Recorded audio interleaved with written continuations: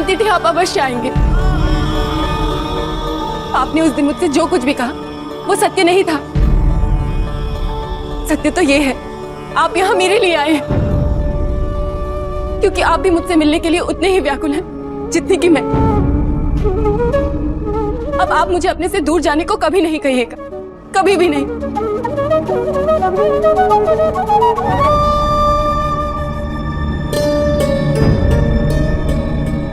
क्या हुआ? आप कुछ कह क्यों नहीं रहे? मैंने तो आपको अपनी भावनाओं से अवगत कराया, परंतु मैं आपका ये मौन कब तक सहूं? मैं माँ पिताजी से चाहकर भी कुछ नहीं कह सकती, क्योंकि मैं ये स्वयं ही नहीं जानती कि आपके जीवन में मेरा क्या महत्व है, क्या स्थान है मेरा।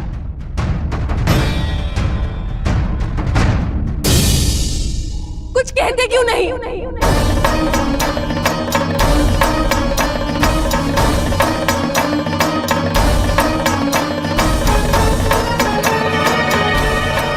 ऐसे अनुराग विहीन क्यों रहते हैं आप?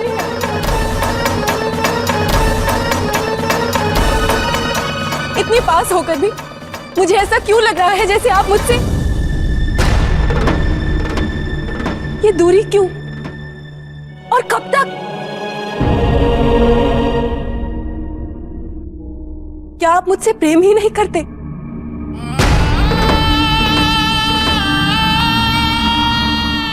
यदि ऐसा है तो बार बार मेरे सामने क्यों आते हैं? क्यों मेरी व्याकुलता को और बढ़ाते हैं आप?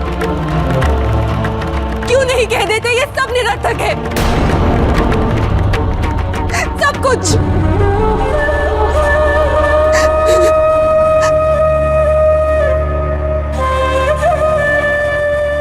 कहीं ऐसा तो नहीं कि पिताजी द्वारा किए गए अपमान के कारण आप मुझसे क्रोधित हैं?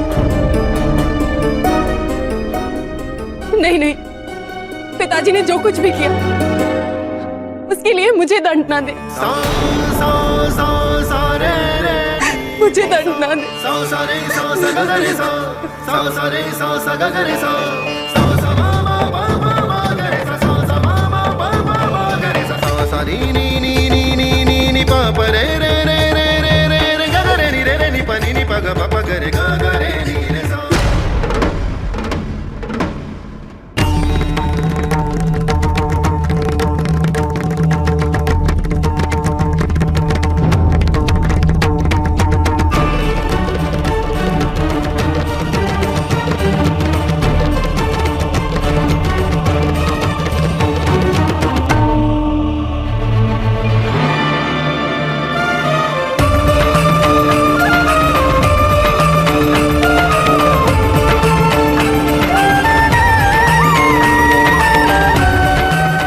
ऐसा तो नहीं कि पिताजी के किए अपमान के कारण वो मुझे, नहीं नहीं, वो मुझे ऐसे त्याग नहीं सकते। यदि इस सब का अंत ऐसे होना था तो फिर आरंभ ही क्यों हुआ?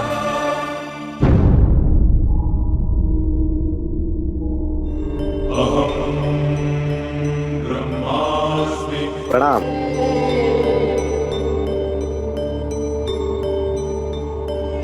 अब आपको ही कुछ करना होगा भगवान। सती के लिए प्रजापति दक्ष से अधिक विरोध तो स्वयं महादेव की ओर से है। वो अवश्य कुछ जानते हैं, कुछ ऐसा जिसके कारण वो बार बार सती को अपने निकट आने से रोक देते। ये ऐसे ही चलता रहा तो कैसे मिलेंगे सती और महादेव? मैं स्वयं जाकर महादेव से बात करूंगा, उन्हें समझाऊंगा।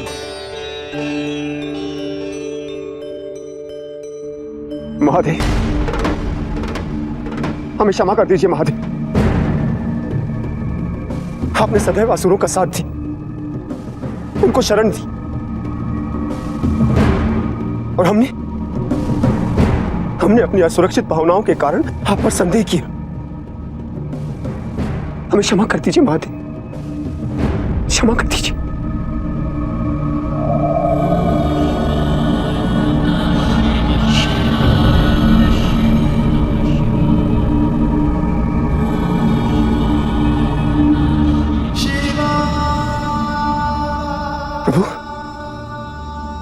आप हमसे क्रोधित नहीं हैं?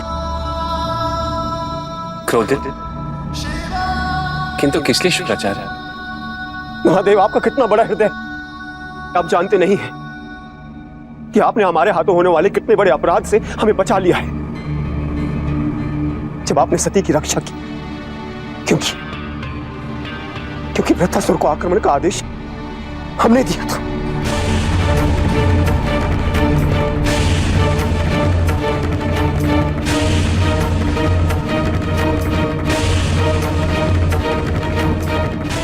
किंतु महादेव, वो हमारी बहुत बड़ी भूल थी और उस बात की अनुभूति हमें तब हुई जब दक्ष ने आपका अपमान किया। और उसी क्षण हम अपने आप से अपना नियंत्रण खो बैठे और हमने सेना को आक्रमण करने का आदेश दे दिया।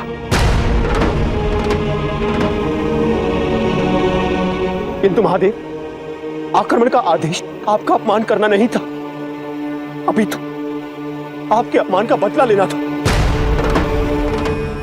क्योंकि आप भी जानते हैं दक्ष ने जो कुछ किया वो सही नहीं था।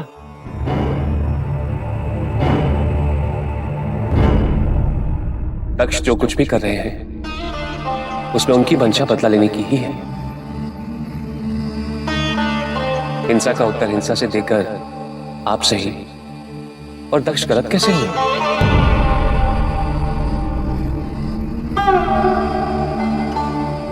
महादेव, आपके क्रोध ने सदैव तीनों लोगों का कल्याण किया और उस समय भी हमें यही प्रतीत हो रहा था कि अभी प्रलय आ जाएगी।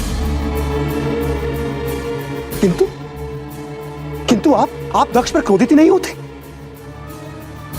क्यों महादेव, क्यों? महाकाल, रुद्र कहलाने वाले शिव न जाने क्यों दक्ष को सदैव क्षमा करते आ रहे हैं। क्यों प्रभु, क्यों? शुक्राचार्य, आपकी सुरक्षा और आपकी जिज्ञासा दोनों ही व्यर्थ है। दक्ष मेरे शत्रु नहीं है।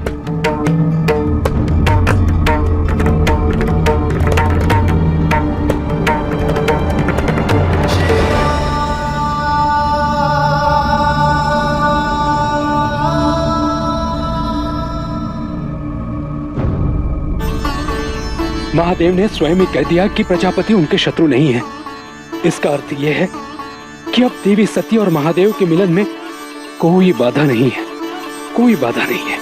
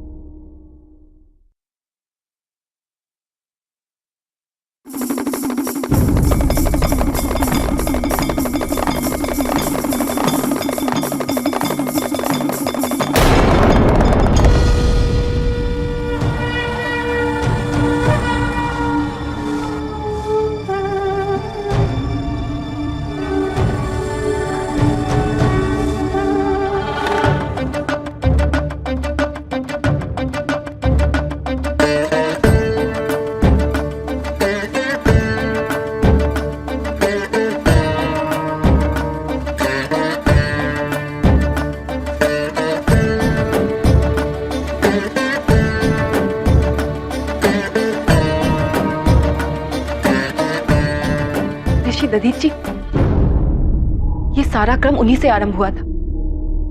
उन्होंने ही कहा था कि मेरा उनके आश्रम में जाना तय था। पिछली बार मेरे प्रश्नों का उत्तर उन्होंने ही दिया था।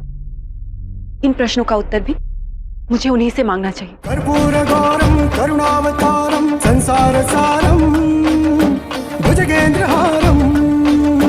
कर्पूरगौरं करुणावतारं संसारसारं भुजगेन्द्रहारं। सदा वसन्तं हृदयारविन्दे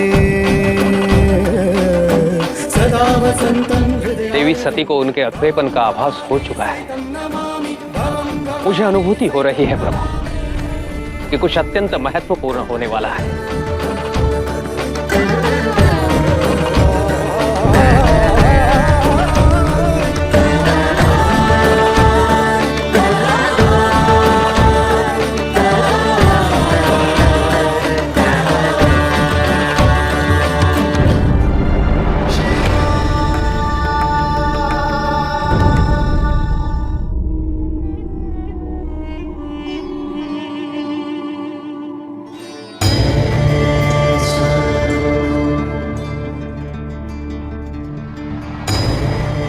वो आ रही है, वो आ रही है।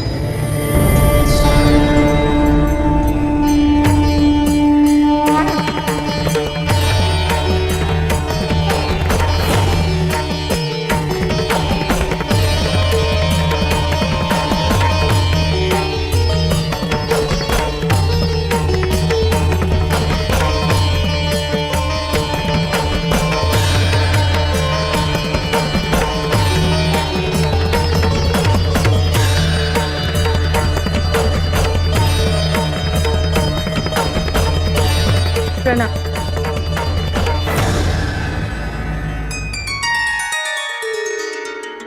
मैं आपसे मिलने आई हूँ। मैं जानता हूं, पर उससे पहले जो आपका है उसे स्वीकार तो कर ले।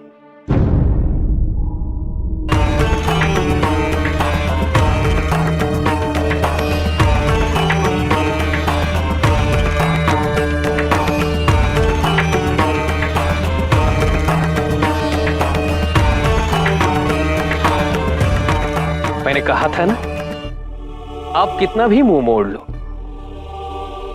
आपके जीवन का हर मार्ग आपको पुनः इसी रुद्राक्ष तक लाता रहेगा।